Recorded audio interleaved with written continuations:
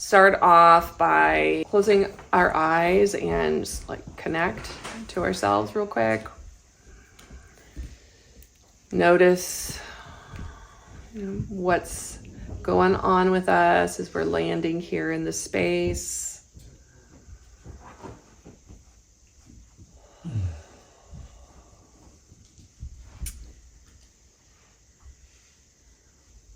Feeling your parts of your body which touch the floor.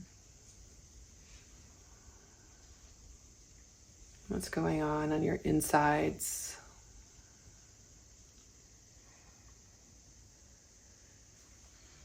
As you come into the space.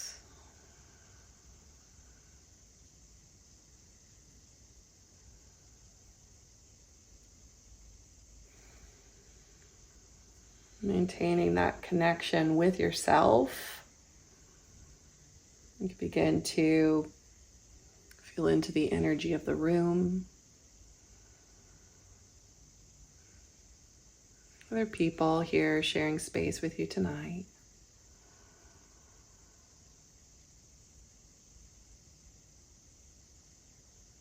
And slowly begin to open your eyes.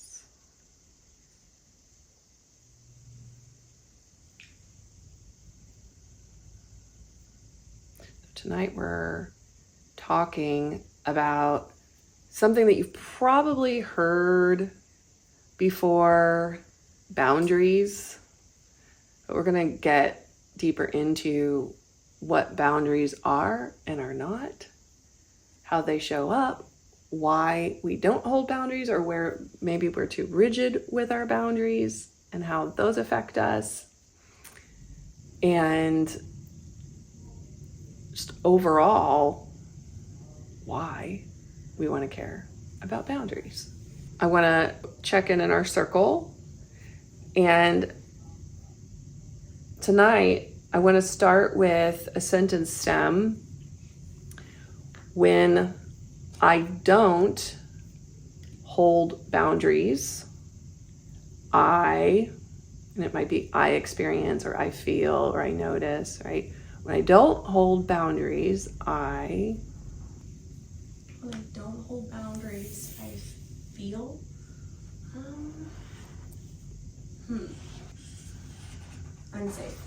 Unsafe.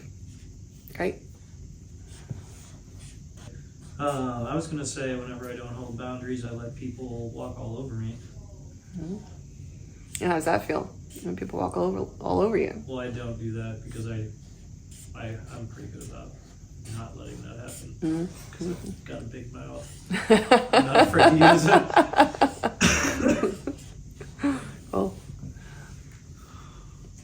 When I do not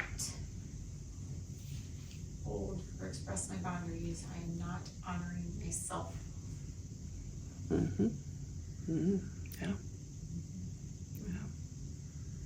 When I don't hold boundaries, I give too much. And what does that do to you when you give too much? It's usually not that bad.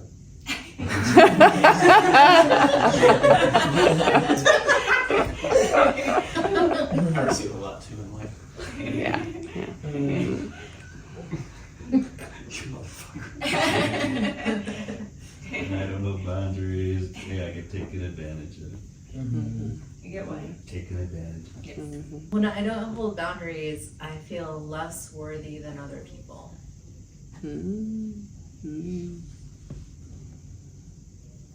When I don't hold boundaries, I feel used. When I don't hold boundaries, I feel resentful.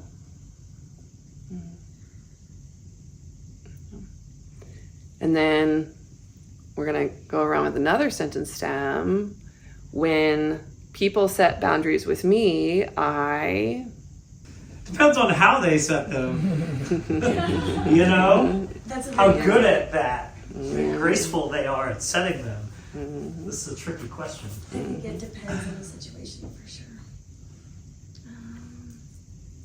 I feel, you said this again, respectful. Respectful. What was the thing again? When people set boundaries with me, People set boundaries with me, I feel like as long as they do it in like a graceful way, you know, I appreciate it. what do you appreciate about it? That they're communicating to me how they're feeling, and instead of like acting like it's not there and then it causes problems in the future. You know, but if they're an asshole about communicating it, you know, I'm not going to receive it well in the moment, but I still, you know, I might not even receive it at all. When people set boundaries with me, the majority of the time, I feel that I respect and admire and honor it. When people set boundaries with me, I say I respect it, honor it. When people set boundaries with me, it depends. So sometimes I'm like, especially if I can't read some, I'm like, thank you, now I get it. Then other times I'm like, oh, you don't want me to get any closer? That sucks. Yeah, It depends. yeah, yeah, that's definitely it. Yeah. There's been many times when people have set boundaries with me, like I'm thinking of friends, partner, parents, and I felt abandoned.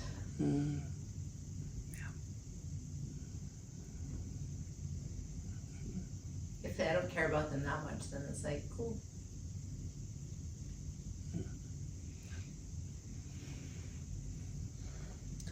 Yeah, I've felt all different ways.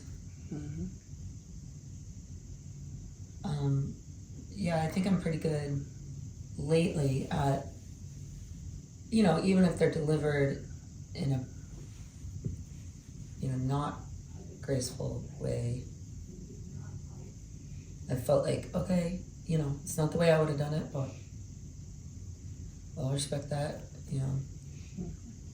But, you know, like she said, I also, depending on the person, it could also make me feel rejected. Yeah. You know, I think that's definitely happened.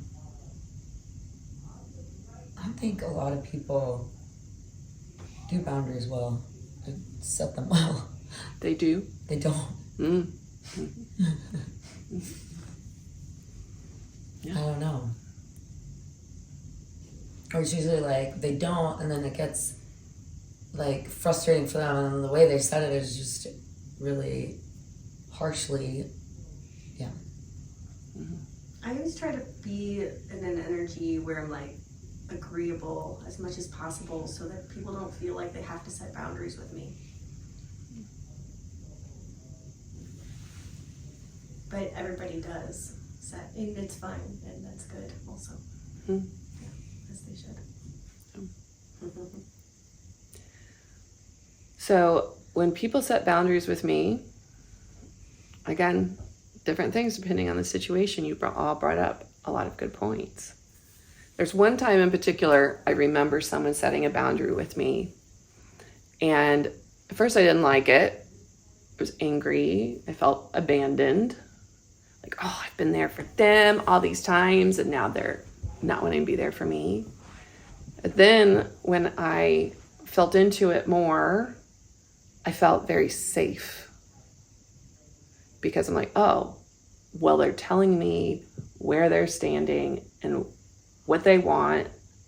And so now I know where to be. And at the time, I was in a relationship with someone that didn't do that. And I was noting the difference. It was like, oh, it's like my, you know, something to bounce back at me versus just going and not even knowing like where, I don't know if I'm describing that well. Not getting that, feeling the impact, not getting that reflection or that feedback. Like, oh, okay, now I know. Here's where I am, like that piñata. I'm oriented now. And that felt safe for me. Yeah. So sometimes if it's something I don't want, I don't like it, I come to a place of acceptance about it, and it can feel safe. Let's talk about what boundaries are. A lot of what I'm covering tonight is based on Terry Cole's work on boundaries.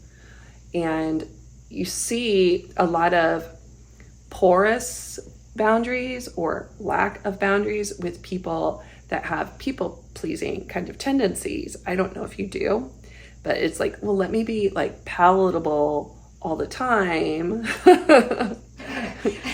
Let me shape shift, mold, conform to what I think other people need and want. I don't know if that's what you were talking about.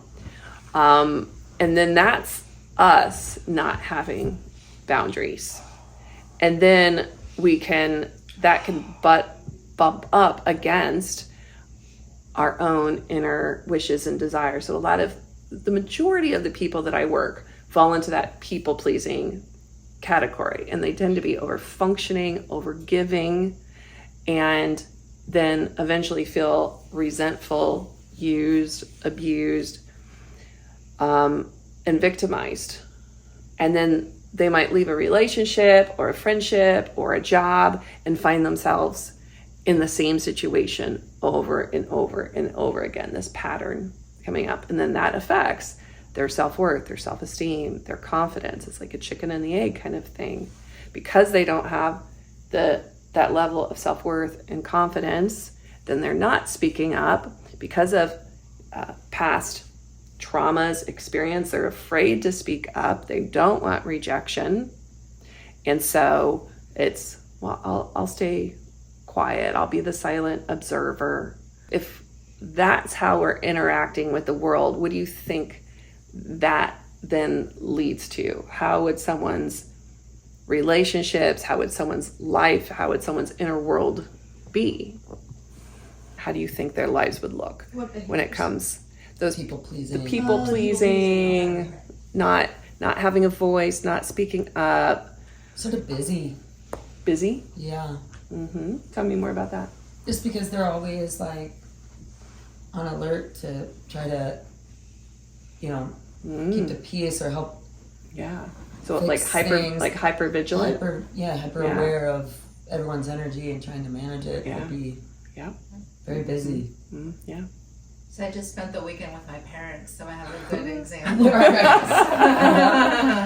And I do see that from my stepmom, which I didn't spend the weekend with her, but she's just constantly like, what do you need? What can I get for you? Can I get you this? And putting things in front of us like all the time. We're just like, we're fine, we're okay. Okay, well, what about this? And you don't want my help. And so there's that. But then what happens when I go to my parents' house and it's just all about them? And they don't ask me about me at all. The Like, opposite. the whole time there was never a question. How are you? They would never ask that, and it was like that my whole life. So then I just want to like run. I'm like, okay, I'm doing my time. I'm here. I'm silent. I'm an observer, and now I'm just like, I gotta get out of here. It's like, this is not. Nobody cares about me here. So it's like two opposite ends of that spectrum there. Like one is this over giving, almost like maybe like a fawning kind of activity versus really checked out and not engaged. And we want to go for that happy medium, that healthy medium in between there. Yeah. What else? I would just say that, because you kind of said, like, I'm not sure if that was what I meant about that, but, like, kind of more, like, not trying to, like, people please all the time, but just trying to, like, be someone who, like, can have, like, harmonious relationships, so that, not in a way of me, like, compromising my values or anything like that. Just not offending people frequently. Yeah. And I don't know your inner truth, but you don't come across as a people pleaser to me. Yeah. that you come across as considerate and aware of other people and the impact that you have. Yeah, which, you know, in my opinion, is a healthy place to be. It's right there in that happy medium where you're not completely, you know, checked out, all about me, not even aware. Again, like, how is this affecting other people? Like your parents you talked about. It's not the other side where it's like, yeah, love me, love me, love me, need me, need me, need me. Validate me by letting me give to you and feel good, which I imagine is what's going on in the surface there. And how does that, I'm wondering, how does that feel to be on the reciprocating end of that? Of the want me, need me thing. Okay, well, just an extreme example of what happened this morning was she texted me like 5 a.m, this person, and said, you don't care about me anyway, don't come, we don't want you to come, you don't love me, you don't want to see me, you can stay in a motel. You know, so like totally rejecting, and then a second later, oh, I didn't know what I was talking about, please come. So, Sounds confusing. it's abusive. It's like a not totally non-consideration of the other person's state and how, you know, it's just like it's all about them and not about the other person. So even on this end of the spectrum, even though it's over giving, over functioning, it's still not considering you. Right, because I'm saying I'm not interested in that. Yeah. So, And then that response that you talked about, that's a form of manipulation. I want to try to manipulate your emotions so that I get what I want. yeah, which is attention. So that I love. feel God. Yeah. The attention, the love. Yeah. So that's no boundary for me as a person that has my own life and my own. It's like, let me just get in there and like make you say something affirming to me, so that I'm not affirming your negative that I don't want to see you. Now I have to come back and say, of course that's not true. So there's a lack of boundaries about my autonomy, for sure. And then also, how does it feel when you're in a place of having a good time and they're like fawning, giving you all the attention, doing all the stuff? How does that feel in the moment? Doesn't feel good. I'm gonna ask Brian how you feel. But Yeah, she's a fun example because she's so over the top about it that, within about 10 minutes you realize she's not actually caring about you. She's trying to make herself feel better. So it's really inauthentic. So inauthentic. Does it feel like infantilizing? Infantilizing? Like, well, I don't think you're capable. I don't trust you to do it right, so I'm going to do it. Is it anything like that? it's just an attention grab. It's attention. Whatever I can do for you to give me some positive affirmation. I want that affirmation from you. And it's like endless. Give me the positive affirmation, because I can't give it to myself. Who's known someone like that, been in a situation like that before? Anyone else? No? Good for you. Yeah. I saw a little clip from one of these medical self-help guru guys, and he said this is one of the causes of illness for a lot of people is they don't feel good enough about themselves, so they people please to try to get people to like them to feel better, but that's not how you can make yourself feel better, so you will literally get sick trying. Yeah. Because it always Inauthenticity does that. and it always takes more. It always takes more. Because it's like a drug, right? Need more and more, and then it's never enough. And this also can come through, when someone's like a hero, right? They're the one that rescues. I fix, I help out, I rescue. They tend to, who does a hero attract? Victims. Victim. A damsel. A hero needs someone to be rescued. And so it sets up this dynamic, and over time creates a bunch of resentments. And then this is a triangle, and the third point of that triangle is villain. Then they villainize each other. So here, there's this hero. Look at everything I did for you. Look at everything I've done for you. But then they're the villain. They're being pointed at as the villain. And then they look at the other person as the villain for not appreciating them. And very often, people feel like they need to prove themselves in order to be loved. They need to be deserving of love. Can you give an example of that? What do you mean by prove? So think of, have you all known men that are in relationships with bitches? There's this like phrase, well, men just love bitches. I love bitchy women that just like complain. They give to them, but they still just like complain all the time. Crazy bitches. I'm sure there's a lot. Y'all have heard that phrase. You guys have heard that, right?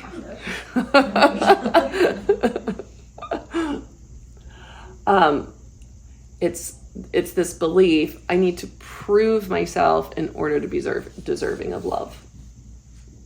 And so they find themselves in unhealthy relationships where they never quite feel enough. That probably tracks for people that are raised like your second scenario you said, which sounds very familiar to me. I was raised by a single dad who's definitely like that I don't recall. Very rarely did he ask how I was. Very rarely. It was very much.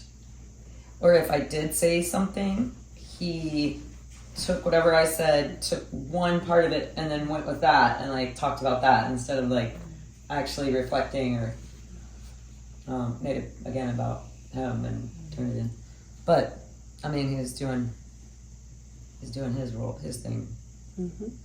And So you can imagine these, that's kind of like probably the effects of that on the next generation or something, maybe. mm-hmm. Just trying to find your worthiness of being seen or loved. Mm-hmm. I mean, because that's your first example of love, is your parents, and it sets up that patterning Mhm. of how we end up That's like what showing up like later define it. in our lives, and how we hold how we hold boundaries or don't, whether they're rigid or porous, or Mhm. healthy. Mm-hmm. Yeah. And so what a boundary really is knowing your own personal rules of engagement, like what's okay and what's not okay. And we know when a boundary's been crossed because we can feel something in our body. And so it's all this embodiment work that we've been doing. Our body doesn't lie.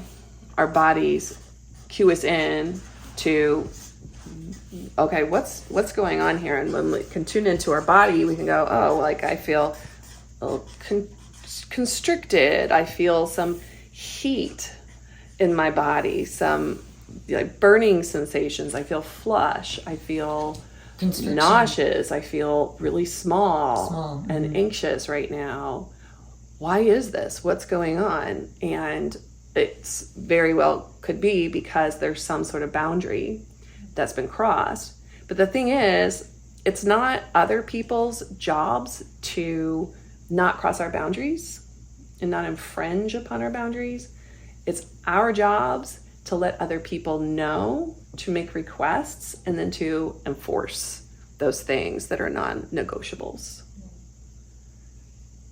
And just because I have a boundary, like let's say I am in relationship with someone and I say, well, this is my boundary. If it's set in a way where it's an ultimatum and there's not room to communicate about it, to negotiate about something, then that's when we can get those not so great experiences. It's like, well, I'm in a relationship with you and it feels like I don't have any say here. So can we talk about this? Can we talk about like what's going on? Like maybe there's like something inside that's coming up for you that we need to like work through, because this is putting a big limitation on our relationship. I just have an example where we were like super tired. We were up till 2 a.m. Our car died. We had to have it towed. We had got up at 6 a.m. Anyway. The Tesla? Yeah, it died in Minneapolis. Oh, because it needs to be charged? No, the battery died. The large battery is gone. It's being repaired and replaced. Huh. And we're gonna have to go Some all the way people back don't. up and down in 2 days again. Oh yeah, because you gotta go pick it up. Go pick it up.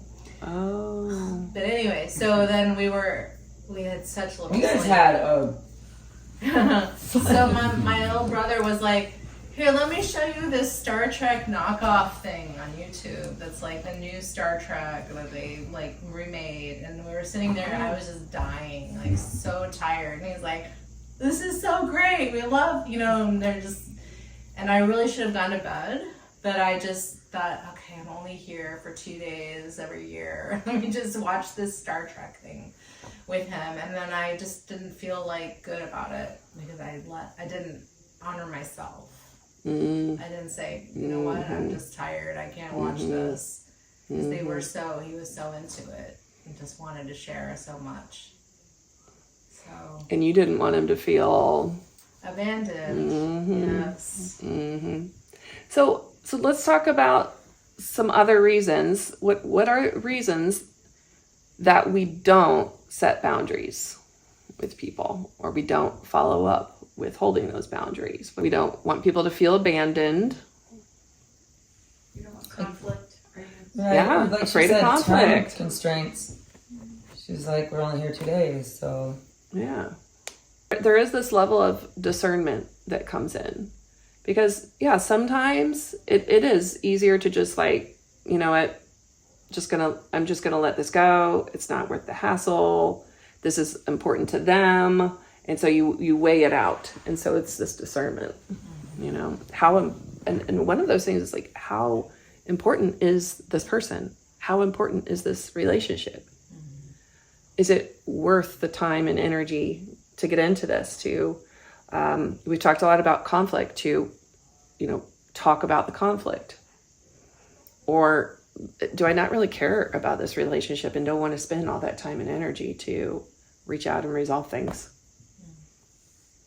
And then that's when there's that more rigid boundary that comes in of like, I'm just going to put this wall up, put distance between us. Yeah. Because very often, and this happens a lot with the people pleaser type, their discernment is off.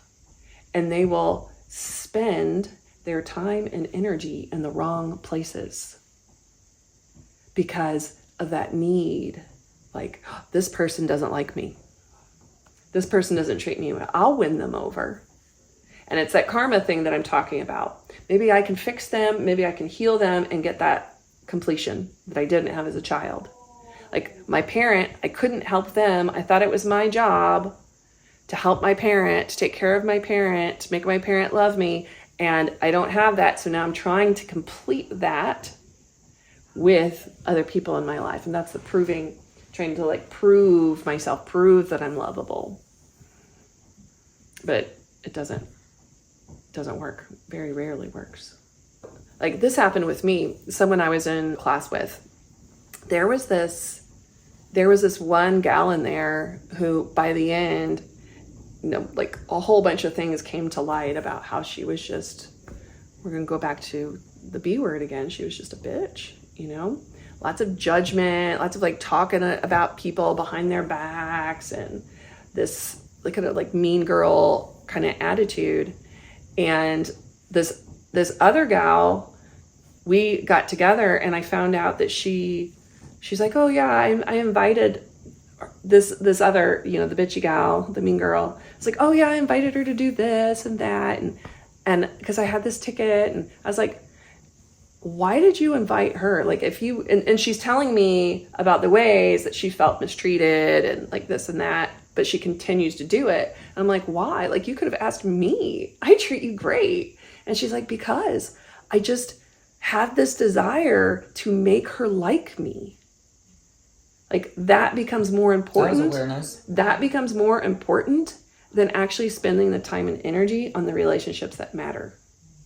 I must make them like me. This person doesn't like me, so let me, if I'm just nice enough, if I just chameleon myself and shape shift enough, I can make them like me. I can fix them. I can change them. Yeah. And so discernment, or you could also call it judgment, is important for those reasons. And being able to say no. What are some other reasons we don't have boundaries? Not feeling like other people may be infringing enough to need to set a boundary. But sometimes there's other ways to kind of like navigate those energies whenever those people come up, like whenever those situations come up. But it entirely depends on the situation. Mm-hmm. But I would say that resonates for me authentically. I was gonna say it's fear of something. Fear. Yeah. Fear is the biggest reason. Right. Mhm. So It comes down to retaliation. fear. That's what I did with my daughter. Hmm. It's like tiptoeing. Mm. Like if Fear Keep the of retaliation. like Punishment? if you say Instabit, something you call that it. they're not gonna like and you're trying to get to some goal, you know, then it's gonna actually, you know, potentially go in the opposite direction or what, I don't know. Mm-hmm. So there's the rejection, there's hurting feelings, and maybe I'm hearing like the fear of punishment. Like if I say something that they don't like, they're gonna punish me in some way. Or like silent treatment, withdrawal, yelling, maybe getting violent. Yeah. And just creating conflict in general. Mm-hmm.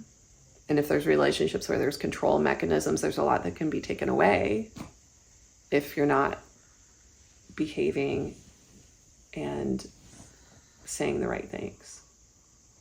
Yeah. Someone yesterday was telling me that about financial abuse in her marriage that doesn't get talked about a lot, where it's like her husband put her on an allowance, and it could feel like, oh yeah, like here's an allowance, we have a budget, we each get, but it was a means of control, and she had to come to him whenever she wanted something that moved beyond that allowance. And so it was control, power that was uneven in that relationship. If there's that kind of power dynamic and control, then I would think you're going to get really crafty and sneaky and manipulative in order to get your needs met. And usually, you know, we're like, well, she's a victim, or they're a victim, but now you're calling her a manipulator and sneaky and crafty.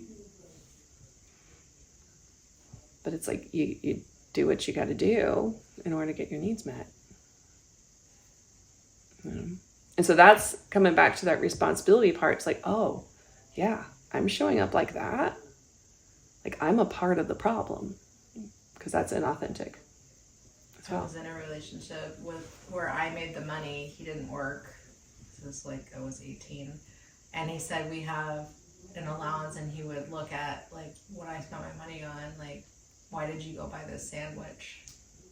And I'm like, I'm the one making the money.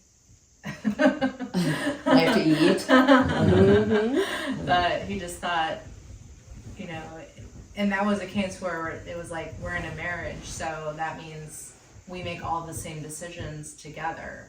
You are me, we are the same. Total lack of boundaries. Mm-hmm. And so I was just, I bought into that. Like when you're married, you just You become one. Yeah. The two become one, and there's no individuation. And very often, it doesn't come down to like, well, we're in consensus about everything. There's usually one person that has more power. Yeah.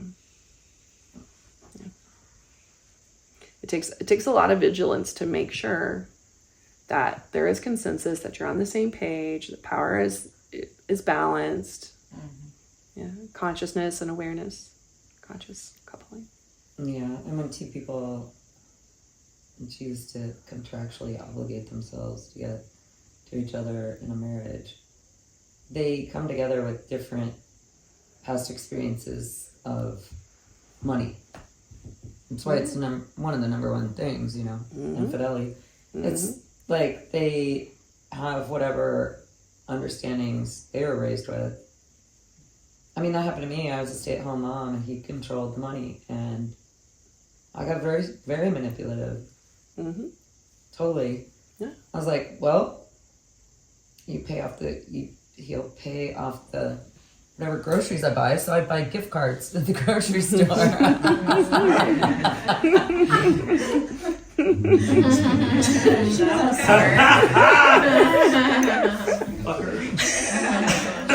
You took me right back there. I was like, oh, I know this one. Ding, ding, ding. Been there, done that. Yeah. And we tend to repeat these patterns. And so usually, this patterning is formed when we're young, but it can happen. It can happen later in life as well. So if you look back at your upbringing, you can ask yourself, did I feel seen? Did I feel heard? Was it encouraged in my house for me to speak up and express myself? Or was I there to be seen and not heard, but not really seen? And if that's the case, then unless we've done things to correct that, then that patterning is going to be showing up, and we don't even know anything different. We don't even know that it's there. It's all subconscious. Women in particular get programmed to be overgivers, people pleasers, to abandon themselves so that they'll be nice. Be a sweet little girl. Be nice. Be accommodating. Take care of other people. Little girls get given baby dolls, and learn how to be caretakers and nurturers, where boys get different kinds of toys. Trucks. To be aggressive with lifesavers, and guns, knives. Ninja Turtles!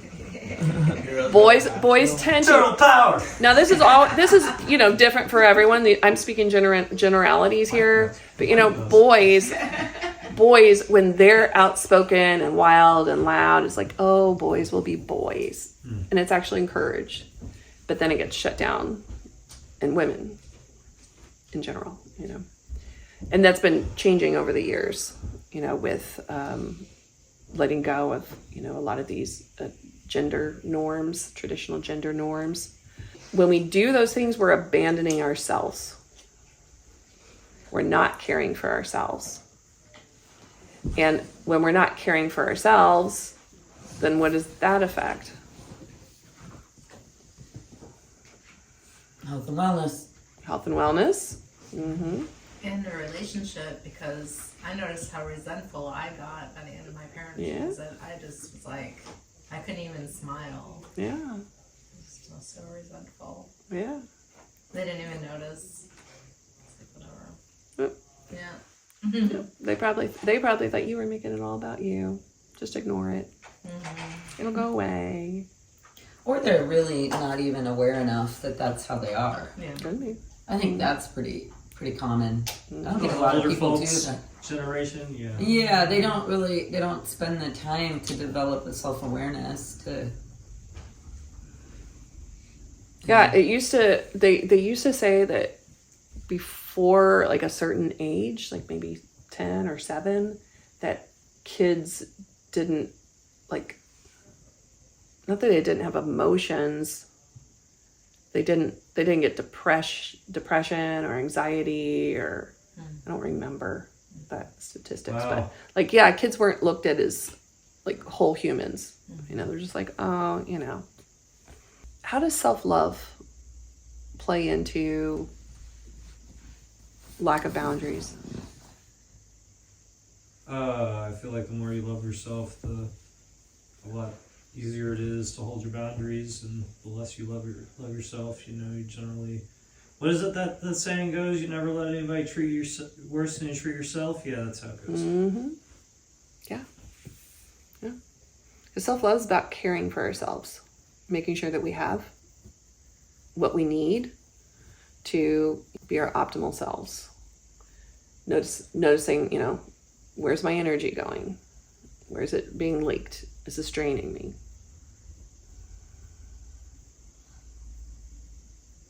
Is this serving me? Is this feeding me? Self-care also involves like how we negotiate our needs with others. That's a part of self-care. And our self-worth. Because if I don't believe that I'm worthy of those things, then I'm going to attract people into my life that hold me at that same level. It's going to feel comfortable for me. It's going to feel like love. It's going to feel familiar, because the mind likes what's familiar. So I'm inviting in people that are going to treat me like I have low worth. Can I say that maybe it's not the people, it's that you train anybody how to treat you. Mm-hmm. So it's not necessarily a particular person, it's like anybody would come in and treat you in that way. Yeah. Yeah. And we'll show up, we'll get a job, and then if we don't believe that we're worthy of a certain amount of money or a peaceful work environment or to be treated with respect, then we don't speak up for ourselves and we just allow that to happen. We don't ask for that raise. We just like wait. Well, when they're ready, when they see my worth, then they'll just offer me a raise, you know, rather than advocating for ourselves and asking for what we want. I asked for one yesterday. Woo! Yeah. Did you get a response? Big one. Did you get a response? Yeah. They fired her. Not yet. Cool. Yeah, I mean, she didn't like act like it was a, you know, now the question. I don't think she had the approval to just like approve it right then, but Cool. I did. Just Good my for annual you. review, and I was like, I don't know. I deserve it. Yeah, you do. I mean, Mm-hmm. I do everything 110% there, you know? I know I deserve it. And If you put yourself like last on your list and you're looking for other people to tell you you're worthy, then you're never going to feel it. If you're looking for other people to tell you that you're lovable or lovable enough, you're never going to feel loved enough or lovable enough. There's always going to be questions there because that's an inside job. Only we can do that for ourselves. Yeah. And boundaries is a way that we do that for ourselves. And it's boundaries with ourselves and then boundaries with other people. Because if we have loose boundaries with other people, we probably don't have boundaries for ourselves and don't know how to manage ourselves and give to ourselves. It can be easier to do that for others, but then when it comes to ourselves, we feel lost.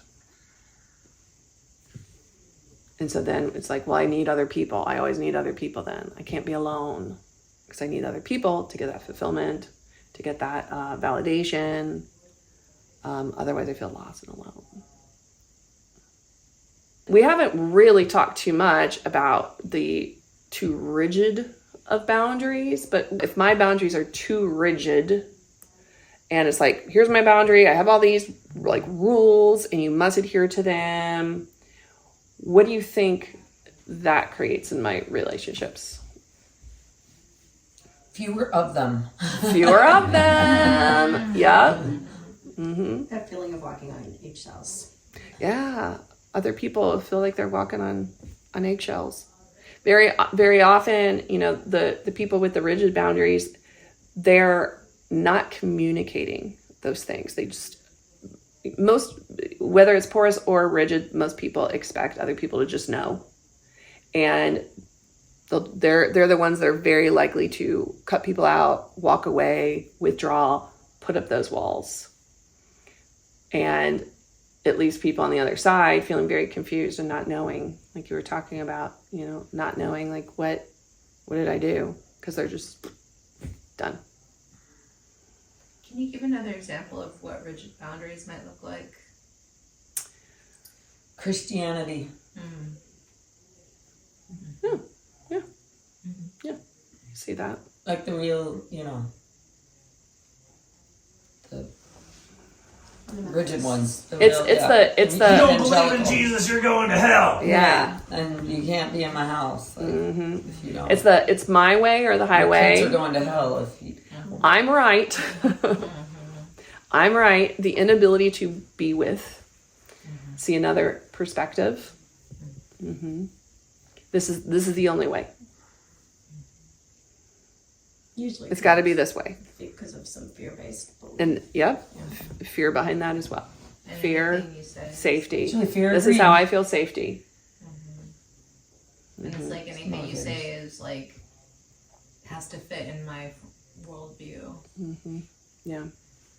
And so we want to be in the middle of that. Not too porous, not too rigid. We want it healthy is in the middle, right? Where we can bend and sway, but not so much that we let people walk over us.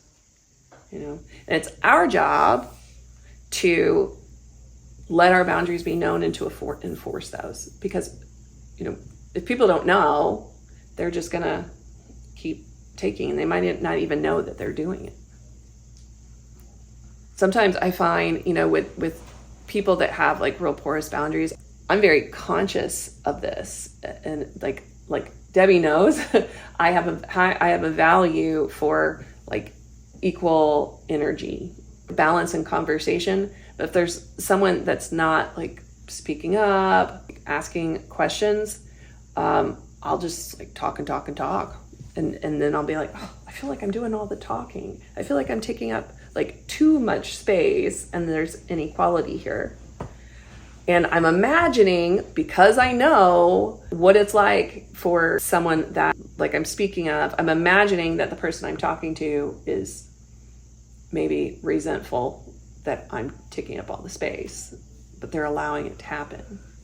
I don't know if Also, it's you get true. a lot of people that like naturally like enjoy and prefer listening more, or vice versa. Like some people just like have a really open throat chakra, and you know, and that's like can be, you know, somewhat organic too. Like not everybody will always be like 50-50. Yeah. Right. Yep. Sometimes it's kind of nice to let someone else talk, you know, and just be receiving, and it's like I can relax. Yeah. And just receive. Yeah. Sometimes that's nice. Yeah. So I feel that way sometimes too. Sometimes with talkative people, it's like, oh, good. Especially if I'm just like not like in a mood to share a lot, or don't feel like I have a lot of like things that I want to share. It's nice to have, you know, someone that can keep the conversation going, entertain. We often have like an automatic yes to things when we don't really want to say yes, or we'll come up with an excuse, and an excuse is a lie. And a lot of times people don't realize that. An excuse is a lie. If we're not aware of it, we're making all these little lies. How is it a lie? I'm still not sold on the idea of what she told you. She People didn't do that though. They make it up. They'll make up something. Yeah, they make up that something. that isn't true Oh. because they Oh, you're saying the thing they're that. really just maybe like I've hit my social quota or something and I'm Oh, they- tired, or yeah. I don't really like celebrating They're like, You're just the saying that genocide. they actually said something that they have going on that they don't have going on. like you're Just so because Yeah. They don't know how to like- express their feelings, or they just don't want to. Yeah. People do that a They'll lot. make it. They'll all make the they'll make time. things up. I feel like. a Yeah. lot. Now, you know. And also, a maybe means no. I might come. No, you won't. Yeah, when they don't even, they have no intention of Yeah. following up. You know, Say that a and lot. sometimes a I'm maybe thinking is about truly a maybe. You know, Yeah, it's like maybe. maybe I'm thinking about it. I'm considering my options. Maybe a But people say like, oh, maybe how or like What of the you time run going. into someone like, oh, we should get together. Yeah, let's do that. But you don't want to get together with them. You have no intention of doing it. Right? Now, here's a gray area for me. If you say, well, I have other plans, the plan could be, yeah, my plan is to sit at home and watch Netflix. You know? Eat pie. But the point is we want to be integrous with our word and not saying these little lies because we want to be trustworthy. I mean, I think everyone wants to be trustworthy. They want to feel that they're trustworthy and they can be trusted. But if we're sprinkling all these little white lies without even realizing it, like I can't go is even a lie. Because you can, you're just choosing something else. I think it's a moment that an opportunity wasted to have intimacy with the other person to say, you know, I just, those kind of gatherings just overwhelm me. Yeah. And then you know more about me. Yeah. And maybe next time, but like right now I'm just feeling overwhelmed and now you know more about me. That's not how I feel about it. But Yeah. you know, And if I they did. and if they don't get that or accept that, what does that tell you about them? Or about that relationship? That they're not available Mm-hmm. for a friendship. Mhm. Or It's not a safe friendship for you. Mm-hmm. Yeah. Yeah. So in order for us to have boundaries, we've got to know our own preferences, our own desires, our limits, and our total deal breakers. Those are things for us to know. And also, like, what brings you joy? Again, a lot of people I work with, they can't even tell me that. They can't tell me what brings them joy, what they want, versus what their children want or what their partner wants, what all these other people want. They don't know what they want. They don't even know where to start. To go back to our upbringing, we get praised. We get praised when we have these codependent, people-pleasing kind of behaviors. We get praise and reinforcement for that. And so it's like, oh, I'm a good girl. A good boy. That's a reward. That's another reason that we won't have boundaries, because of that praise that we got when we didn't. It's at a detriment to ourselves. Yeah. You want to practice having a boundary now. Okay. So what I want you to do, I'm going to ask you to do some things, and I want you to put your hand up and just say, no. No. No. Okay. So stand up and do some jumping jacks. No. No. No. I want you. Would you give me $100?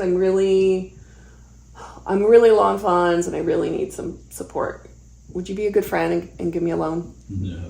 No. If it was you asking, I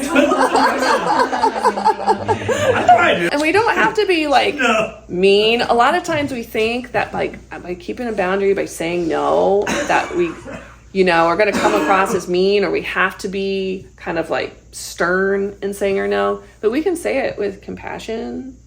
Like we can say it with love. We can say it from a place of patience and kindness. No, Yeah. no, that's not for me. Yeah, raising kids kind of teaches you that. Like in the story you said about your brother, it's like, just say like, I am so tired. I am going to get up first thing when I get up tomorrow. I want to look at this. Like it teaches you how to like, okay, how can I rephrase this that I'm not, that, but I'm also giving them the boundary. But like. Hey, will you watch That helps you. will you watch a show with me tonight? No. Unless it's Barry season 4, episode 5.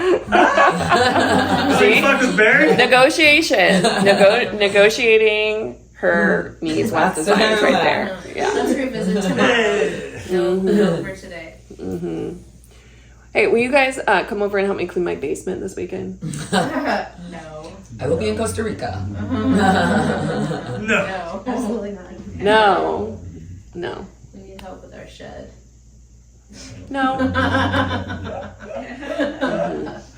But sometimes, stern, that's where that hand comes in. Like, you're getting in my space. You're getting too close. I don't like your energy. No, like that guy the other night. Oh, No. Get away from I me. knew him. What happened? Get away from me. He was just acting creepy. If I say no, and sometimes it feels like I have to explain myself, but I don't have to explain myself unless I want to. I like Unless I feel like, like I really want to explain myself. Relationship, then you have to. Yeah, but when it comes down to it, like we don't owe it to people. I don't have to give someone an explanation. It can just be a no. But what I can do is think of it as like context. Like I can give context. Like last week was like, Lorraine, come to this thing. It's gonna be great. I think I was just like, maybe I'm considering it. Here's the reasons. But I gave context, and I gave I said something specific, and he's like, oh, I can accept that. And I said, oh, I'm sold. That's fine. Yeah. Your reasons outweigh. Yeah. I've just been sold. Go ahead. Or if someone else explains to me context, like if I say no, Tosh coming back and say, well, but I think you'd really like this and it would be good for you because. Now he's giving me context as to why, instead of trying to, I'm just trying to convince you until I get a yes, which can be manipulating. Instead, it's like, well, here's context. And now that I hear the context, I was like, oh, well, that changes things. I'm really good at that part. So knowing that context behind the ask and behind the no can be useful. We might just like accept someone's no because we're like, oh, well, I don't want to intrude upon their boundaries, but we can offer some context. It's not in a way to manipulate to get them to do what we want. It's like, oh, here's some more context as to why I think this would be good or why I really want you. Like I asked you to come to Friendsgiving and you're like, no, I'm not really feeling it. I was like, well, I really like you there because like someone else is showing up that I'm uncomfortable with and I'd really like the support. That might change Raby's answer to be like, oh, there's actually a reason for me to be there. Like, okay, I'll do it. And so when a boundary is crossed, like we feel it in our body, it triggers like past things. We can be operating from our old programming.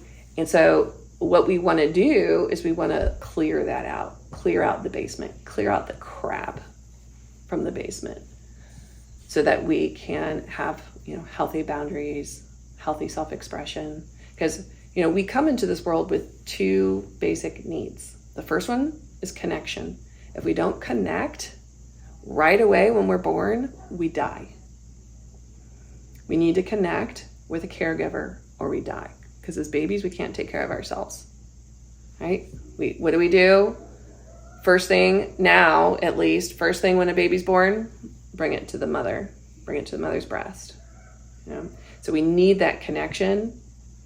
And they changed the way they did that in hospitals. Babies didn't used to go straight to their moms. They got put in an incubator, put aside, but they realized the psychological effect that had on babies, and so they changed it. When did they change that? When? Yeah, what year? Between Maybe when in I the was 90s, born maybe and when I 90s, had- 80s, I had a 90s. baby and I feel like I might have been in an incubator. Mm. I was in an incubator for 2 weeks. Mm. same. Definitely. And the son was for a while. Yeah. So that first one is connection. Even if babies are given everything that they need, you know, food, formula, if they're not given touch, they'll die as well. And they saw that happen in like Russian orphanages where all the babies were taken care of, but they weren't given touch. And then this one nurse is like, why don't we touch them? And then the babies were surviving. So like touch is a really important form of connection. And then the other need that we have is authenticity or expression. But we will sacrifice authenticity for connection. And another way that we can talk about connection is not being rejected. Because if I get rejected, just like as a baby, if I get rejected, I'll die. If I live in a tribe, as an adult, I get rejected, I'm now in the wild by my own, probably gonna die. So I'll sacrifice myself, my authenticity, my voice, so that I can have connection. And people do this in relationships, particularly in the beginning of relationships. It's like, oh, well, this person doesn't want me to have any guy friends.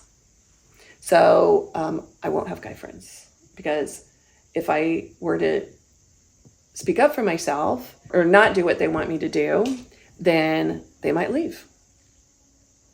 And we don't value ourselves enough and what we want, our desires, needs, preferences, that we then just like succumb to that other person. And then it happens over and over and over until the person doesn't even know who they are anymore. And there's all of these walls and restrictions and resentments in place in that relationship. And usually they don't even know what went wrong. They have no clue, neither one. But it feels like, well, they're not who they used to be. And they weren't. Because in the beginning, they were everything that the other person wanted them to be. And then that gets tiring. It feels controlling.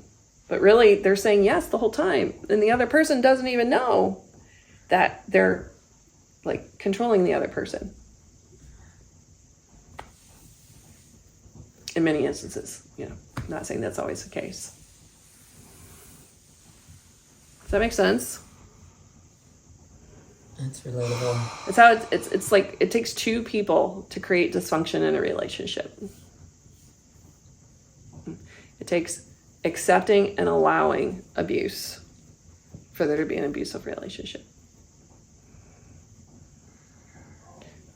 Obviously, not the first time that it happens, you know, but if you stay, you're saying that it's okay. This is okay. If you say it's a boundary, you can't touch me, but then you continue to stay when someone touches you, when someone hurts you, then you don't have a boundary. That's not a boundary. A boundary is following through on that boundary and saying, this is what I will do if you cross this boundary. So it's not controlling the other person. It's saying, this is what I'm willing to do if that boundary is crossed. So we talked about the porous and rigid boundaries. I just real quick want to go over like the types of boundaries that we can have. I think this will be really quick. And so first there's a physical boundary. Putting boundaries in place, like if we want to be touched or not. And that can be dependent on a person. How close someone gets into your personal space. There's this woman I know that's like always up here in my face. And and it smells like smoke. And one day, this was a few years ago, I just took a step back. And she just, what? And she didn't like it. She didn't like me setting that boundary. And I said, well, it's just a little too close for me. And the smell is a lot for me. So I'm like, we can still talk, but I just need, some space. And it was hard for her to hear, but she accepted that boundary. Sexual boundaries also fall under physical boundaries as well. What I'm willing or not willing to do sexually and speaking those. And then there's material boundaries. And so this is your stuff. This is your things, wanting those things respected. People have rules for their home, take off shoes before you come into the home, or their stuff, if they lend out their stuff, like there's this expectation that you're going to return the thing in good condition. If you borrow my car and you bring it back on empty with trash in it, like that's overstepping a material boundary. But it doesn't feel like you would say it. You would be like, hey, bring it back clean and full. Mm-hmm. It's implied. Right. It's not explicit, it's implied. And so then that's up to us to say, hey, when you brought my car in that condition, I felt disrespected. So I'm not going to let you borrow my car again. Or next time, this is what I want you to do. And then if that isn't honored, then we get to follow through it. We can either recorrect, get more specific. Maybe I wasn't clear enough. But if it keeps happening, like it's up to us to hold that boundary. It's not up to the other person. Yeah. Then there's emotional boundary. How I feel is my responsibility. How you feel is your responsibility. Very often we'll take on other people's stuff. We try to fix people. We try to change that's the overgiver, right? Let me fix, let me do for you. And that's overstepping boundaries for other people. This is where the discernment comes in. Is this my stuff? Is this someone else's stuff? Is this our stuff? Or is it God's? Or is it God's stuff? And discerning that. Like, is this something for me to take on? Like, have you ever had a friend or a family member and you get really worried and concerned about them? Maybe they tell you about, some distressing thing. Maybe their car broke down. And then you're like, oh, let me get on the phone. Let me take care of this for you. I'll do some calls for you. So there's a difference between being helpful and overly helpful, and a pattern of overly helping. Because it takes away agency from someone else. It sends a message that I don't trust you to be capable to take care of this, or to take care of this the wrong way. And so we think we're being helpful, but it's actually, to the detriment of everyone involved. It creates lose-lose situations. Another example of emotional boundaries is if I am sharing how I feel and you invalidate my emotions. You say, oh, you're just too sensitive. You should get over that. Why don't we reframe it? Why don't you reframe it like this? You could have more of a positive mindset. That's an emotional boundary that's being crossed. And then it's up to me to say, hey, I feel invalidated.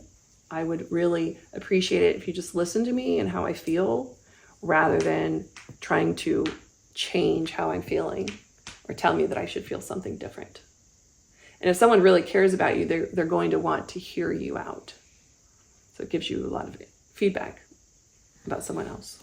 So when we have good boundaries, we're not easily guided by other people like guiding us and pulling us around. And then also then we don't like blame other people. They made me feel that. So finger pointing, saying you did this. When we're having good emotional boundaries, we're speaking from I felt this. We also don't have broad generalizations like you always do this, you never do this. That's a recipe for fights and arguments and feeling misunderstood when you use generalizations like always and never. Tone, when people have a tone, you know, and we don't like it, we can say, hey, I would really appreciate it if you just like backed up with that tone, because it feels aggressive to me. It doesn't feel safe in my body. I would like for you to just take it down a notch. And if you don't, I'm gonna hang up, or I'm gonna go into the other room, and then we can talk when you can use a different tone with me. Then there's mental. This is the last one, and then we'll take a break. So with mental boundaries, it's allowing yourself to have your own thoughts and your own opinions, and not having to minimize your thoughts and opinions and conform to someone else and have their thoughts. Like we see this a lot with relationships. Like the one with less power, the one that's more like flowy, ends up taking on the other person's viewpoints. You've probably seen that. They take on their politics, they take on their religion, because there's not space in that relationship for them both to have differing opinions and views on things. And so with healthy boundaries, there's room for multiple perspectives, multiple views, and it doesn't feel like intimidating, like this is taking something from me if you think differently than I do. Any questions, any thoughts, any contributions you want to add to any of that?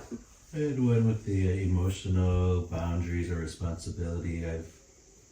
Once in a while I've seen it almost abused. Like, let's say you did something and it really upset someone, and then you're like, well, you're upset, that's your deal. Yep. I'm not going to get involved. Yep. And that can be a problem too.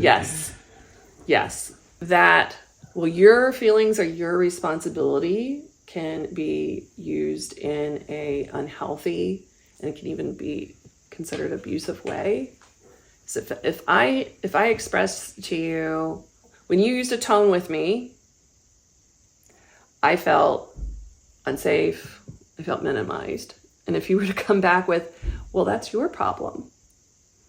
Your feelings are your responsibility.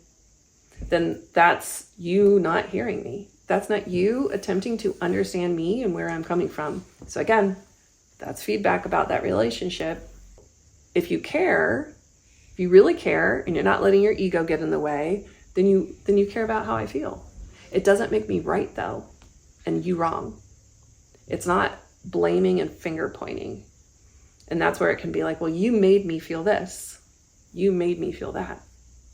And so we want it to be safe to express ourselves, but it doesn't mean that I'm right and the other person's wrong. That I'm responsible for how I feel, but it doesn't mean that the other person is wrong or needs to change, but it opens up dialogue for us to talk about it. We had an experience happen recently where someone got upset with a group of us, and it's like, well, these are my boundaries. These are my boundaries, and people aren't respecting my feelings when everyone was accepting their feelings. Listen to them thoroughly. But in their mind, having their feelings accepted and validated, understood, meant everyone needed to agree with them. They needed to be right. Yeah. So it can get tricky. You know, this is a skill, and we can make a lot of mistakes. So if I say like, your tone is making me feel unsafe, then if the other person isn't honoring that, then they're not listening, they're not being present. But then if I say, Yeah, they're triggered, they're in their stuff, they're reactionary.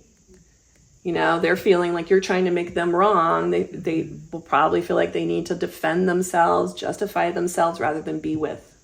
but Be then with. they might say, well, you're not accepting my need to show that how I'm feeling right now. I'm feeling angry, and that's what I'm showing. Mm-hmm. Great. I'd love to talk about that right now, but I came to you with this. And my boundary is I cannot hear you. I cannot communicate with you when you use that tone. And so I'm not going to participate. This is what I'm going to do. Yeah, that's a tactic that's used a lot. This is my experience. Will you, where they turn it around on you.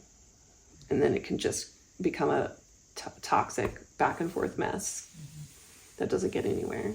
And so that's something that when we become aware of it, we want to like shut that down. That would happen in my marriage. And when I realized that was happening, I didn't learn this anywhere. I just said, well, great. I'm so glad you came with me about that. But right now I want to focus on this. We can talk about that later. But right now I want to talk about this. And when I wouldn't feed into it, then he lost interest, essentially. You know, that's what you do with a narcissist. You know, you just don't buy into it. You don't get roped into it and they lose interest. They want that fight. They want to mind fuck you in that way. So good. Find a partner. If there's someone that you haven't paired up with before, maybe you want to pair up with them. I don't know if you haven't paired up. Exercise. I don't know if there's anyone that you haven't paired up with before. I could pair up with you, Lorraine. I don't Sure. think we've done anything. Sure. So what you're gonna do? One of you is gonna start. One of you is gonna start. And then I'm gonna let you know when we stop and switch. Let you know. Okay. So you can go anywhere in the house for this. And what you're gonna do is one person is going to ask questions. They're gonna ask requests of you, or they're gonna tell you to do something, and you're gonna feel within. Take time. People often skip this step of like tuning in to see like, is that something that I want? And then you're gonna say yes, no, or negotiate. I might say, Jackie, would you give me a kiss right now? and Jackie might say, oh, I mean, I don't want to give you a kiss, but I'll give you a hug. And then I can decide if I want that, right? And then you're going to do those things, right? So she would give me a hug if we're both in agreement about it. And so you can go anywhere in the house or the yard. What kind of stuff are we asking them for? It could be anything. And so, you know, But we can say no. I might say, would you push me on the swing? Would you push me on the porch swing? You know, and you say yes, there a no, porch or swing? maybe. Huh? Is there a porch? Yeah, there's a porch swing. Would you take off all your clothes and streak down the road? And it doesn't even have to be asked. You could say it as a command. You know, take off all your clothes. No. It's cold out. Let me see your necklace. I'm gonna wear that. Well, they just crossed it. You almost had it. And if you're getting a lot of yeses, as the person that's asking, get a little spicier. Right? Are these all like physical? Get a little spicy spicier. things, or Hey, just harder? Would you say degrading things to me? You Just know, people are into that. So Try- like harder. asking like prying questions, or like It could be, yeah. It could be a I prying think you just question. mean like just say something or ask something that you know they're gonna say no to. Try to push Yeah. someone's back. Yeah, try to push a Outlandish. little bit. You know, if they're saying yes, push a little bit. Yeah, push. and continue to push. Yeah, until you push get the a no. boundary. If you're asking easy things, because maybe you're like afraid of going too far, like being too spicy, offending someone, like let that go. It's a take from the other person. You want to give them an opportunity to say no. Or, I don't know how I feel about that, to negotiate. So try to make it a little edgy or a little spicy. How long are we doing this? 5 minutes. 5 minutes and then we'll switch. 5 minutes a person. Yeah. Huh. I wanted to do it for 10, but I don't think we're going to have enough time for 10 a I person. don't think I'm gonna be able to come up with that many things.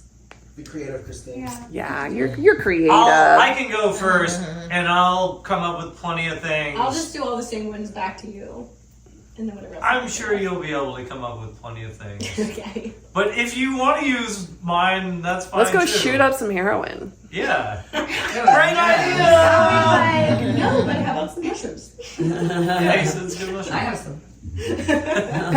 Pet sit my cat. You know, whatever that is. Oh yeah. Yeah. Give me $100. Give me $1,000. Clean my Airbnb. So it doesn't have to be something that you can do right in the moment. Will you pay my But rent this but it month? can be more fun if it's in the moment, you know. Will you help me clip my What toenails? it's doing is it's like teaching us To say no. I would help if you needed help. Teaching you to say no, to feel into is this a holy hell yes It would have been or a for no me. or something in between. Renegotiate. We have to Renegotiate. follow through with it. It's not just to exercise in our mind. Well, if it's something that's going to take a long time, you know, then no. But you can say, "Oh yeah, I'll do that later" or something. Yeah. But mostly you want to find those no's. We ready? Who goes first? So begin.